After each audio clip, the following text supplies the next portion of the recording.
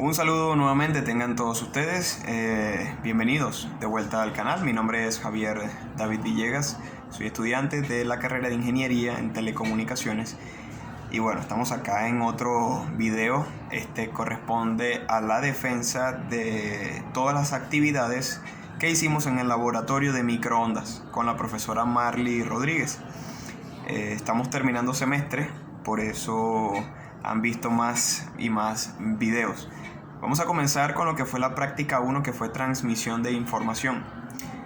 Cuando se habla de lo que es microondas, este sistema se encarga de transmitir la señal de banda base a través de un proceso de modulación sobre una onda portadora RF, análoga, y se transmite por el aire como una onda electromagnética, desde una antena emisora hasta una receptora.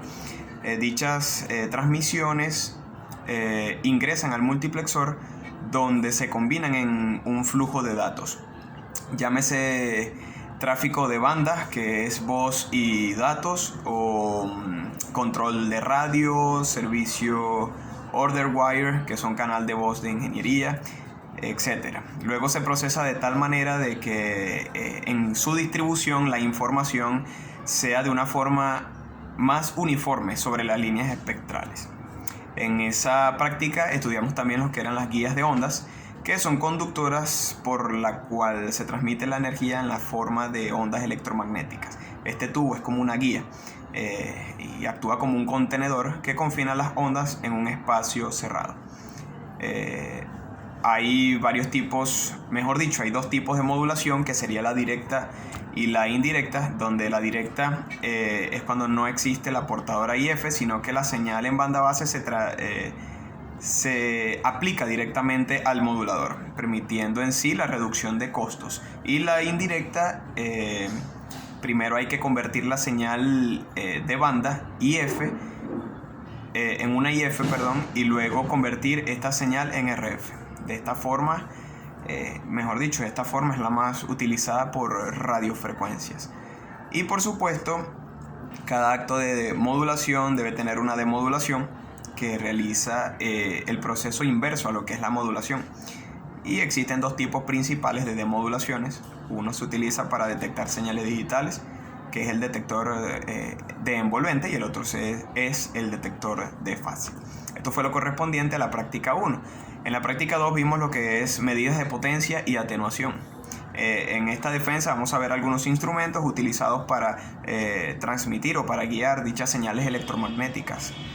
En esta práctica número 2 de medidas de potencia y atenuación, su función principal es que estos dispositivos, que son pasivos, son utilizados para reducir la amplitud de la señal de luz emitida sin cambiar la forma de la onda en sí. Estos regulan la energía en uno o varios focos con el fin de variar la intensidad de luz que emiten. Existen distintos tipos. Les voy a hablar sobre el fijo, que se utilizan para reducir la potencia de microondas en un valor determinado, y la atenuadora variable, que se utiliza para reducir la potencia disponible de microondas.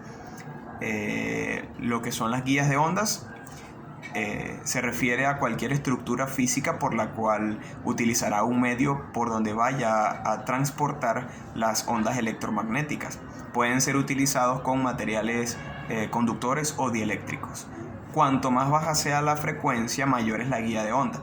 Y también menciona que las guías también pueden tener dimensiones pequeñas o de pocos centímetros. Ustedes me entenderán. En la práctica 3 se habló de lo que son los acopladores direccionales. Es un componente pasivo de radiofrecuencia que tiene 4 puertos definidos como lo siguiente. Iba a decir que tratar de poner imágenes acá en el video para que ustedes se den cuenta de más o menos cómo está estructurado dicho componente. En un puerto de entrada llamado P1 se introduce la señal de entrada. En el puerto de salida P2 se extrae la señal de salida. En el puerto acoplado P3 es por donde obtenemos una muestra de la señal de entrada, y en el puerto aislado, que es el P4, puerto que debe estar encargado con la impedancia característica del acoplador, que generalmente son 50 ohmios. ¿Cuál es su función? Bueno, obtener una muestra permanente de la señal de entrada y a su vez en la señal de salida, pero con una potencia menor. Esta potencia está relacionada con el valor del acoplamiento. En 5 minutos. se utiliza para lo siguiente: redistribuir las señales, ya que con una entrada puede trabajar con distintas salidas para combinar las señales. Incluso pueden formar parte de un amplificador. Dentro de ellas existen algunos tipos, como son divisores de señal, que estos divisores de señales utilizan el cable coaxial para dividir la alimentación de entrada de la antena y de los cables, difundiendo la señal a varios sintonizadores. Estos divisores pueden ser activos y pasivos, simplemente dividiendo las señales, mientras que otros la pueden amplificar para evitar que éstas se pierdan demasiado.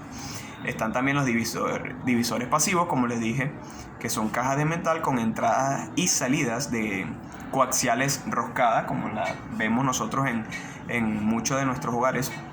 Estos se consideran pasivos debido al hecho de que las señales que viajan dentro de ellas, dentro de estos cables coaxiales, están simplemente divididas por alambres finos de cobre como conductor eléctrico. Y los divisores activos, estos incorporan circuitos de amplificación en su interior. Estos se utiliza para mitigar la pérdida de 3 decibelios por división. Además de esto, ayuda a aumentar la señal en los cables coaxiales para que puedan tener distancias más largas, pero estos requieren de energía de corriente alterna para operar. Y por último, lo que es la práctica 4, acopladores y divisores de señal. Dentro de los acopladores, estos son dispositivos que acoplan, valga la redundancia, parte de la potencia transmitida a través de una línea de transmisión hacia otro puerto. A menudo usan 2 líneas de transmisión dispuestas lo suficientemente cerca para que la energía que circula por una de las líneas se acople a otra. Tienen un lado superior y un lado secundario, lo que significa teóricamente que existen 16 tipos de acopladores. El acoplador IP, TPI, PL y RF. Para el lado superior iguales y para el lado secundario, es decir 4x4, que es igual a 16. En los divisores de señal, estos son dispositivos que están constituidos para proveer muchas salidas para una misma señal. Hay muchas variantes de separadores, desde uno simple de 2 salidas hasta unos poderosos de 16 salidas que, como dije anteriormente, trabajan con corriente alterna. Estos separadores actuales están hechos para mantener la fuerza en la señal sin una pérdida de modulación. Esta fue toda la defensa de las prácticas que vimos correspondientes al laboratorio de microondas.